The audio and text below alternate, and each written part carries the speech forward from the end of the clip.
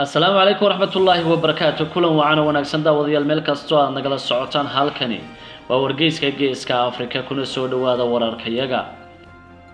Somaliland iyo Soomaaliya ayaa wada hadallo hoose ku yeeshay dalka Djibouti. 13 ruux ayaa ku geeriyooday qarax lala beegsaday magaaladii ay la wareegeen Turkida ee dalka Suuriya.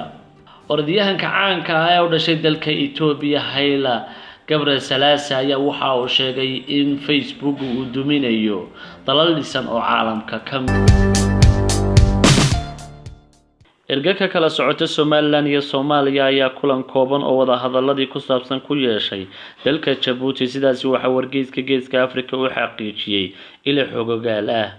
ayaa sida ay geeska Afrika u xaqiijiyeen ilahan xogogaalkaahi waxa uu dalka Djibouti ku qabsoomay 18 bisha Oktoobar waxaana dhinaca Somaliland uga qayb galay wasiirka arrimaha dibadda Yaasin Xaaji Maxamuud Faratoon iyo Marwe Adna Aadan Ismaaciil halka ay dhinaca Soomaaliyana uga qayb galeen ergo uu horkacayo xildhibaan Cabdilaahi Sheekh Ismaaciil oo gudoomiye u ah guddiga madaxweynaha Soomaaliya u magacaabay wada hadallada Somaliland iyo Soomaaliya sida ay xogahani sheegeen ma jirto wax natiijo oo kulankaasi ka soo baxday marka laga reebo in la isku afkartay in loo diyaar garoobo in wada hadalladii Hargeysa iyo Muqdisho ay dib u furmaan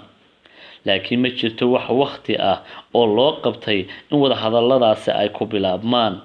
madaxweynaha Somaliland Muuse Biixi Cabdi iyo madaxweynaha Soomaaliya Maxamed Cabdilaahi Farmaajo ayaa bishii September socdaalo kala duwan ku tagay dalka Djibouti iyadoo ay markaasi soo baxayeen warar sheegay in madaxweyne Geelle uu doonayo inuu dib u bilaabo wada hadallada Hargeysa iyo Muqdisho oo ay dalkiisa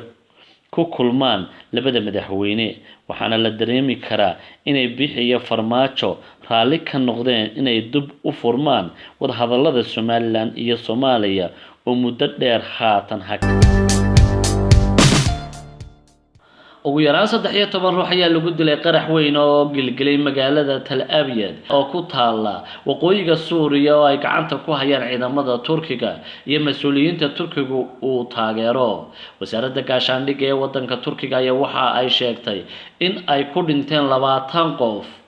isla markaasna qaraxaasi ay dad kale ku dhaawacmeen ciidamada Turkiga iyo kooxaha ay taageeraan ayaa bishii la soo dhaafay waxa ay la wareegeen gacan ku haynta magaalada Tal Abyad iyo magaalooyinka kale ee ku yaala xadka kuwaasi oo ay ka saareen ciidamada Kurdiyiinta kadib markii ciidamada Mareykanka oo ilaalin jiray Kurdiyiintu ay halkaasi iskaga baxeen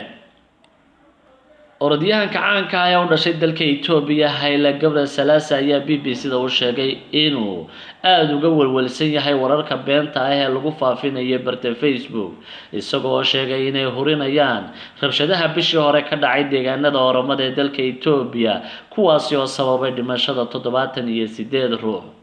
rabshadahaasi oo ay dawladdu ku tilmaamtay inay salka ku hayeen qowmiyada iyo diin ayaa ku bilowday markii uu milkiilaha warbaahin caanka ah dalkaasi uu sheegay inay dawladdu damacsan tahay inay ilaalada kala wareegto isla markaasna ammaankiisa ay halis geliso